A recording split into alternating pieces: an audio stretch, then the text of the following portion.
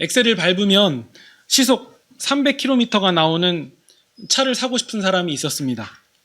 그 사람은 1시간 만에 동해에 도착해서 해돋이를 보고 싶었는데요. 어림잡아 계산하니까 보통 이 동해까지 300km 정도 나오니까 그러면 이제 시속 300km가 나오는 슈퍼카를 타면 진짜 1시간이면 도착하는 거잖아요. 그래서 그 사람이 자동차 판매원에게 물었습니다. 시속 300으로 달리면 동해까지 1시간에 도착하는 거 맞네요? 네, 맞습니다. 네. 그래서 그 사람은 그 차를 사서 타고서는 신나게 밟았습니다. 그리고 1시간이 지났어요.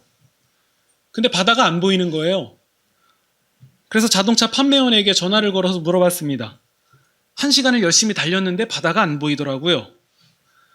그러자 판매원이 대답을 했습니다. 그게 손님 이론상 그런 거고요. 실제로는 우리 그 도로 사정을 보면 신호등도 있고 또 고속도로 진입까지에는 조금 정체도 있고 하니까 딱 1시간 계산하기는 좀 어렵지 않습니까? 요즘에는 어린이 보호구역도 있으니까 시속 30으로 달릴 때도 있습니다. 그러니까 그런 거 다 따져보면 1시간은 조금 넘습니다. 네, 이렇게 얘기를 한 거예요. 그러자 그렇구나. 내가 그걸 계산 못했구나. 그러면 대충 한 30분만 더 달리면 나오겠다. 네. 그래서 이제 30분을 더 추가로 달린 상황이에요. 그런데도 아직 수분도 안 보이는 거예요. 그래서 다시 판매원에게 전화를 걸었습니다. 30분 더 달렸는데 바다가 안 보입니다. 이거 정말 시속 300 나오는 슈퍼카 맞습니까? 그러자 판매원은 달리다가 약간 이 길을 헤매기도 하고 또 여러 변수가 있으니까 30분만 더 달리면 바다가 보이지 않겠냐고. 사실 이 대한민국 도로 사정상 2시간 만에 동해에 도착한 것도 대단한 거라고 이렇게 대답을 했습니다. 그리고 2시간째 달린 상황이에요. 근데 진짜 뭔가 보이긴 보이는 것 같아요. 뭔가 한강처럼 큰 이 물줄기가 보이는 거예요. 그래서 생각했죠. 이제 도착했구나. 이제 드디어 해돋이를 볼 수 있는 것인가. 네. 역시 슈퍼카가 맞기는 맞다. 그런데 대형 이정표에 이렇게 써 있는 거예요. 낙동강 하류 생태 습지. 네. 제가 어거지로 지어낸 얘기라는 건 이제 대본에 아셨을 텐데요. 이 이야기에서 슈퍼카가 열심히 달려도 이 동해에 도착하지 못한 핵심 요인은 뭡니까? 달리는 방향이 잘못된 거예요. 동쪽으로 달려야 되는데 동쪽 같은 남쪽으로 달린 거죠. 보통 우리는 동남쪽이라고 부르는데요. 이상한 방향으로 열심히 달렸기 때문에 그게 슈퍼카든 슈퍼카의 할아버지가 오든 뭐든 간에 동해에 도착할 수가 없는 거예요. 마치 명사수가 아무리 활을 쏘고 총을 쏴도 관역이 있는 방향으로 정확히 쏘지 않으면은 아무리 조준을 한다 해도 최하점도 안 나오는 거죠. 그걸 우리는 탈락이라고 말합니다. 탈락. 아무리 실력자가 쏴도 방향이 이상하면 안 되는 거예요. 관역을 등지고 쏘면은 그렇다고 명사수라고 해서 점수를 줄 수 있는 거는 아니잖아요. 그렇죠? 그냥 방향 틀리면 안타까운 마음만 있을 뿐입니다. 그러면요.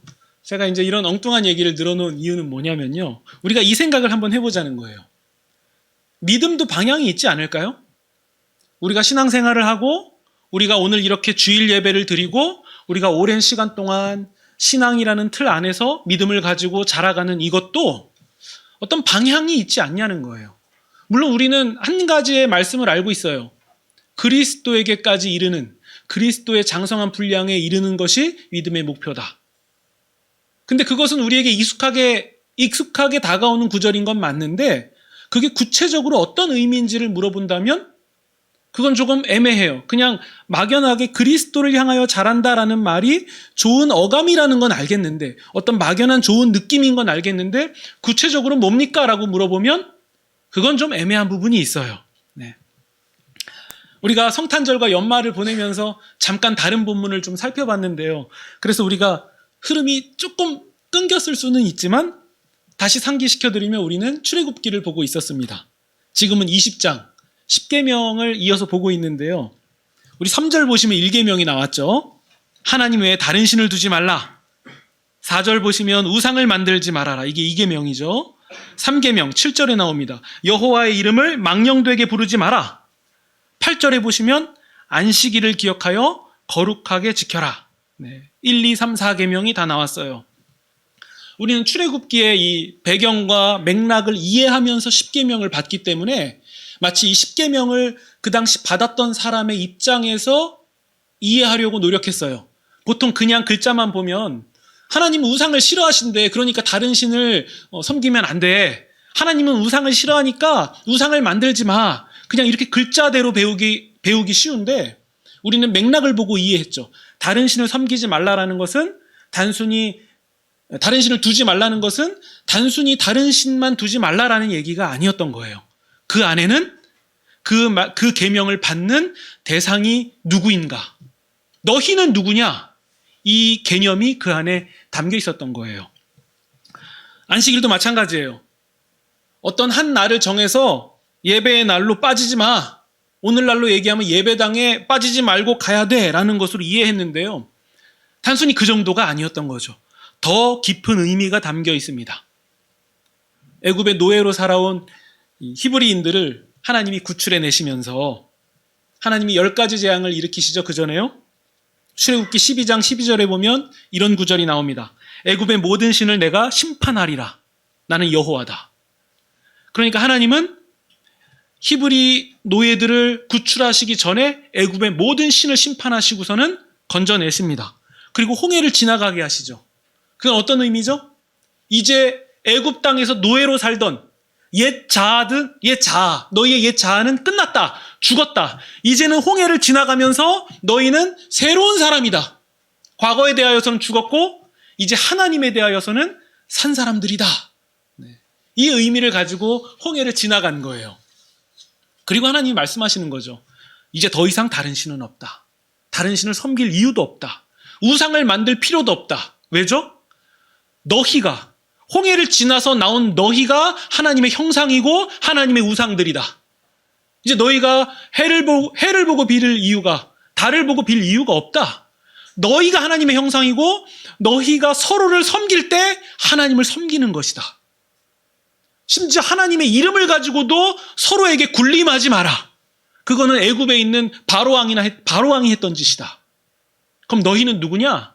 진정한 안식을 누리는 사람들이다. 심지어 너희 집안에 있는 남종도, 여종도, 가축들마저도 이래서는 안 된다.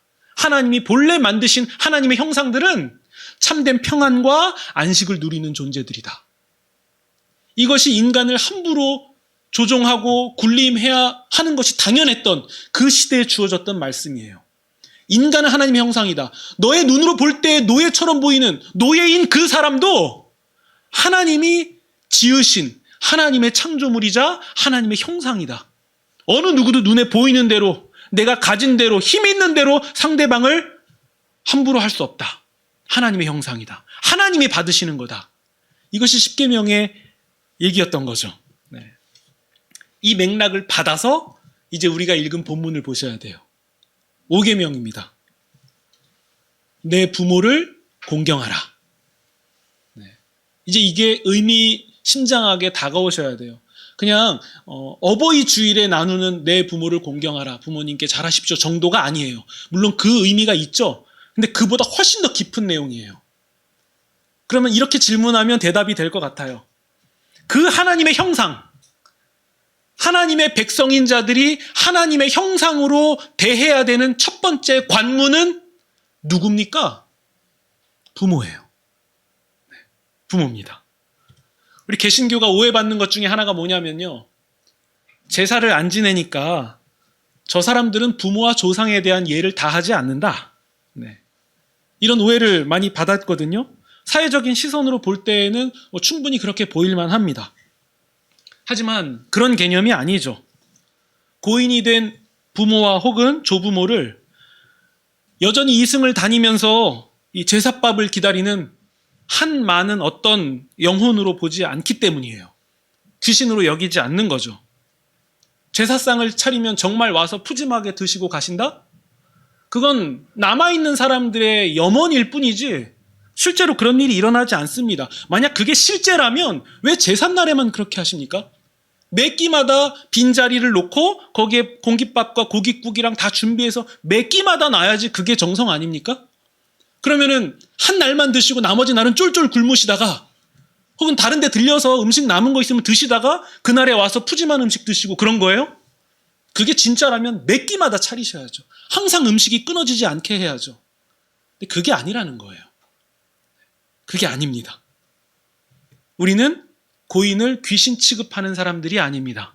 하나님의 긍휼대로 하나님의 사랑을 받아야 되는 그런 분으로 여기기 때문에 그래서 개신교인들은 제사를 지내지 않습니다.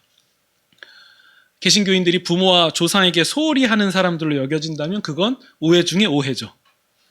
오히려 하나님은 하나님의 자녀들에게 무엇을 명령하십니까? 부모를 공경하라. 네. 부모를 공경하라. 그렇다면 우리는 이런 이미지로 가야 돼요. 개신교인들은 어떤 사람입니까? 부모를 공경하는 사람입니다. 네. 우리는 1에서 4계명을 통해서 사람이 하나님의 형상이라는 것을 배웠고 안식일은 하나님의 형상이 회복되는 참된 날이라는 사실을 나누었습니다. 그래서 사람을 대하는 일, 하나님께 영광 돌리는 일은 곧 사람을 대하는 일이고 그 첫 번째 적용 대상자, 더 나아가 모든 사람의 대표, 그 사람이 누구냐? 바로 부모라는 거예요. 그래서 부모 공경 없는 이웃사랑은 첫 단추를 잘못 깬 이상한 티셔츠가 되는 거예요. 결국 이 출애굽기와 십계명의 이 맥락으로 보면 사람이 하나님을 경외하고 섬기듯이 부모를 경외하고 섬겨야 된다라고 이해해야 되고 이것이 성도의 마땅한 바입니다. 그래서 부모를 공경하지 않으면서 하나님을 사랑한다라고 말하면 그것은 성경대로 표현할 때 거짓말쟁이입니다. 하나님은 부모를 통해서 우리가 이 세상에 존재하게 하셨고 또 우리에게 부모를 하나님의 대리자로 세워주셨습니다. 그래서 우리가 이것을 인정할 때 우리는 그렇게 하신 하나님을 인정하는 행위가 됩니다. 그래서 하나님은 부모를 공경하라 라는 말씀을 우리에게 주신 거죠. 물론 혹자는 이렇게 말씀하실 수도 있어요. 근데 제가 자란 가정, 제 부모님은 일반적이지 않습니다. 저는 학대를 당하기도 했고 암울한 유년 시절을 보내기도 했습니다. 그런데도 저는 공경해야 됩니까? 라고 질문하시는 분도 누군가는 계실 수도 있겠습니다. 맞아요. 그 상황은 일반적인 상황은 아닙니다. 그들에게도 오늘 우리에게 주어진 말씀처럼 일반적이고 획일적으로 적용할 수는 없을 거예요. 왜냐하면 부모라는 단어만 들어도 트라우마가 있는 사람들도 있거든요. 그런 분들은 이 부모라는 말에서 그 부모를 자기 인생 가운데 잊을 수 없는 고마운 사람으로 대체해서 이해하셔도 좋습니다. 소중한 사람, 고마운 사람.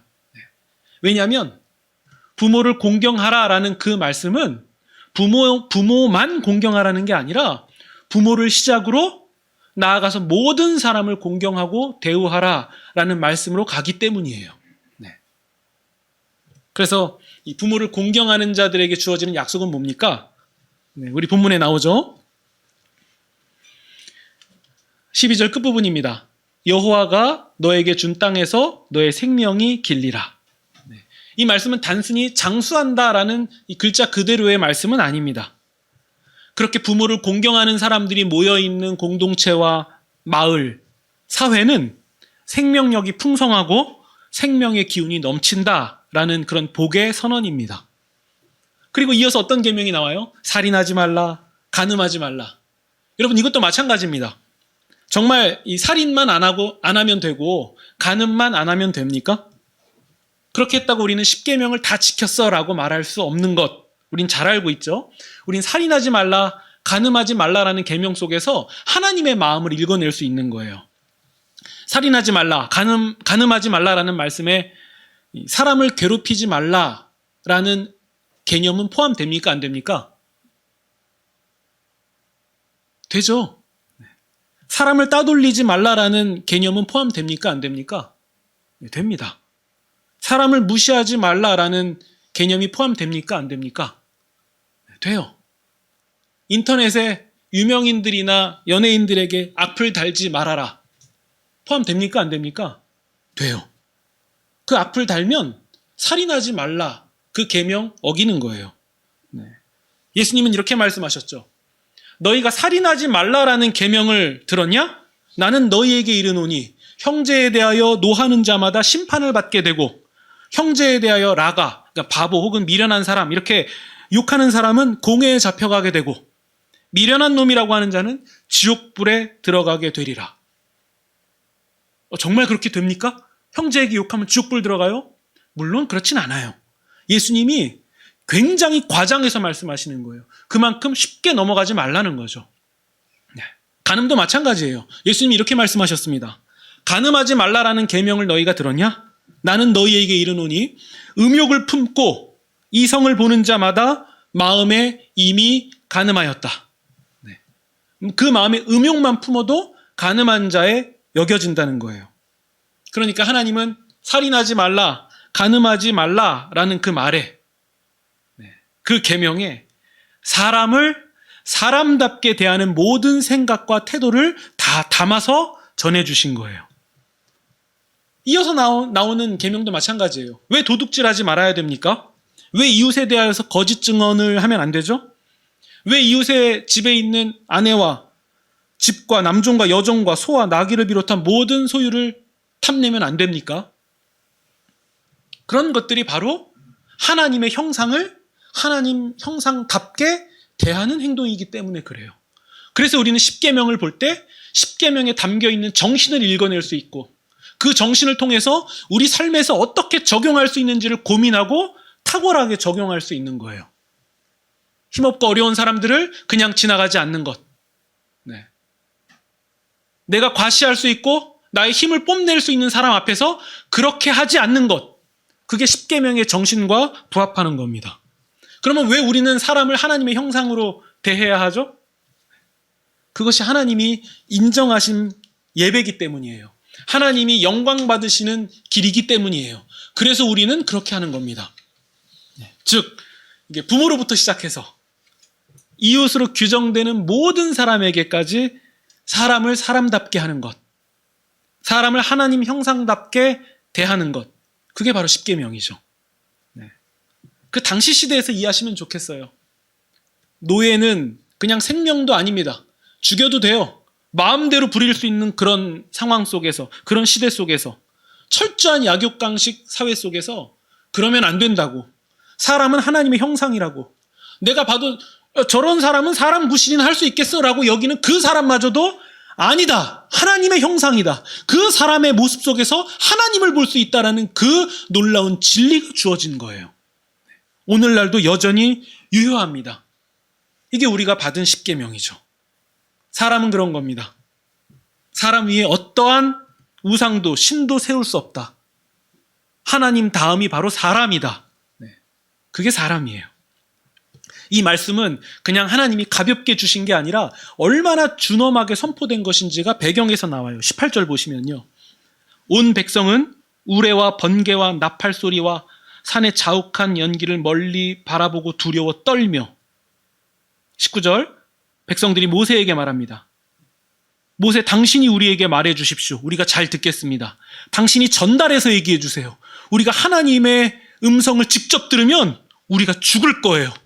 그걸 느낀 거예요. 하나님이 그 계명을 직접 선포하시면 우리가 그 음성을 맞아서 죽을 것 같아요. 차라리 모세 당신이 듣고 우리에게 전달을 해 주십시오. 20절 모세가 백성에게 말합니다. 두려워하지 마십시오. 하나님은 여러분들을 시험하시기 위하여 나타나십니다. 여기서 시험하신다는 것은 걸려 넘어지는 시험이 아니라 잘할 수 있는 장을 열어주셔서 하고서는 극복하고 이기는 것이 드러나는 그 시험을 말씀하시는 거예요. 너희로 하여금 하나님 두려운 줄 알고 실수하는 일이 없도록 하나님이 하시는 겁니다. 21절 백성들은 멀리 서 있고 모세는 하나님이 계신 흑암, 먹구름으로 이해하시면 되겠습니다. 먹구름으로 가까이 나아가는 장면입니다. 이걸 보면 이 십계명이 얼마나 준엄하게 주어지는 계명인지를 우리가 이해할 수 있죠. 우리 다시 십계명을 보시면 1계명, 다른 신은 없습니다. 사람이 하나님 형상이에요. 제국의 왕과 혹은 신 아래에서 살아가는 존재가 아니라 참된 안식과 평화를 누리는 사람들. 네. 그 사람이 나 아닙니까? 나. 여러분 아닙니까? 그러니까 이것은 나만 해당하는 게 아니라 너도 해당하는 거고, 그 너의 시작은 부모고, 그 부모를 지나서 모든 사람에게 흘러가는 것. 그래서 사람을 사람답게 대하기 위해서 살인도 하지 않고 간음도, 도둑질도, 거짓 증거도 하지 않는 거고, 이웃의 것을 탐내지도 않는 거예요. 할 수 있는 모든 것을 하는 거예요. 그것이 신자요 십계명이라는 사실이 우리 가운데 깊이 담기시면 좋겠습니다. 이 십계명의 정신은 여전히 유효해요. 구약시대에 히브리 사람들에게만 주어진 게 아니라 오늘날도 동일하게 유효합니다. 예수님이 그 계명을 갱신해 주셨어요. 네. 심지어 원수를 사랑하는 자리까지 나아가라고 예수님은 우리에게 명하셨습니다. 네. 길게 말씀드렸는데요. 이제 답을 정확하게 내리실 수 있을 것 같습니다. 믿음의 방향은 어디입니까? 사람이에요. 우리는 왜 예배합니까? 사람에게 잘하려고요. 정확히 말하면 부모에게 잘하고, 우리 가족에게 잘하고, 더 나아가서 친구와 또 일면식이 없는 사람들, 스쳐 지나가는 사람, 그 모든 사람들에게 잘하려고 우리는 신앙인이 되었습니다. 이렇게 말씀드리면 오해하시는 분도 계실 것 같아요. 그거 인본주의 아니냐고. 그거 하나님 섬기는 것을 가장한 인본주의 아니냐고 반박하실 분도 계시겠는데요. 전혀 아닙니다. 왜 믿음의 방향이 사람이죠? 여기엔 다른 이유가 없어요. 오직 하나입니다. 하나님이 그렇게 정하셨으니까요. 그러니까 다른 설명을 붙이고 싶어도 그게 타당한 이유가 되지 않아요. 하나님이 정하셨습니다. 믿음의 방향은 사람이고, 그렇게 하라고 하나님이 사람을 지어주셨습니다. 사람을 지으셨습니다. 예수님이 온 인류를 위한 대속제물이 되신 것은 인본주의입니까? 아니면 하나님을 위한 일입니까? 예수님이 사람을 위하여서 대속제물이 되신 것은 오직 하나님을 위한 일이었습니다. 그렇다면 그 예수님의 십자가를 따라가는 우리들은 똑같습니다. 우리의 믿음의 방향은 어디입니까? 사람이에요. 곧 자기 십자가를 지고 예수님을 따르는 길입니다. 그럼 우리는 이제 뭐가 달라져야 되겠습니까? 사람을 대하는 일이 달라져야 돼요. 부모에게 잘하셔야 되고, 부부 사이에서도 잘하셔야 됩니다. 자녀에게도 잘하셔야 되고요. 더 구체적으로 말씀드리면 내가 함부로 대할 수 있는 그 사람에게 잘하셔야 됩니다. 그것이 우리 하나님이 받으시는 예배예요. 우리가 드리는 이 공예배와 사람에게 대하는 일은 분리될 수 없는 하나입니다. 같이 가는 거예요. 그래서 만약 이 균형이 깨져버리면 우리는 거짓말하는 사람들이 되는 거죠. 사람에게 잘하는 겁니다. 그것이 우리의 믿음의 방향인 거죠. 딱 한 가지만 더 말씀드리고 정리하겠습니다. 사람에게 실망하지 않으시면 좋겠습니다. 어쩌면 사람에게 실망하지 않는 것이 사람을 대하는 일에 가장 최고봉에 있는 수준이 아닐까 싶습니다.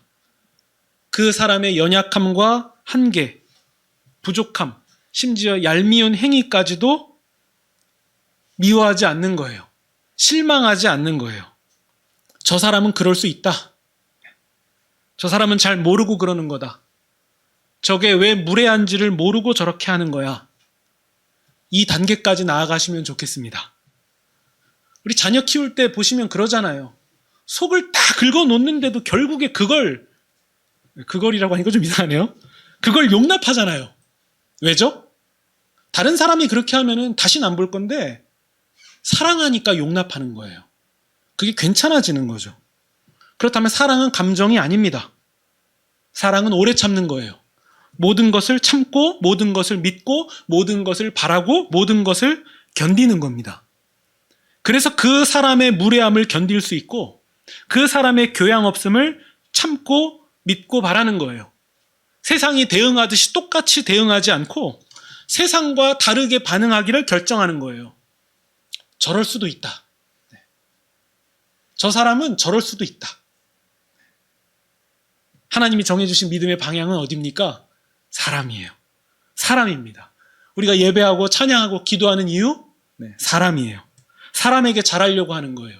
반드시 사람을 향해서 있다는 사실을 꼭 기억하시기 바랍니다. 반드시 사람이에요. 성경책 하나 들고 깊은 산속에 가서 20년, 30년 수련하다가 내려온다는 신앙생활은 성경에 없습니다. 반드시 사람과 맞닿아 있는 거예요. 네. 그렇게 해야, 그렇게 방향을 잘 정해야 열심히 달리고 났을 때 희망의 해돋이를 볼 수 있는 겁니다. 네. 이상하게 달리면 낙동강 오리알 만나게 되는 거예요. 네. 그렇게 방향을 제대로 정해서 하는 수고는 괴로울 수 있을지 몰라도 반드시 의미 있는 수고가 되는 겁니다. 올 한 해는 아주 분명하고 명확한 방향, 곧 사람을 향해서 나아가시기 바랍니다. 시작은 어디죠? 부모, 또 가정과 교회입니다. 여기서 시작하는 거죠.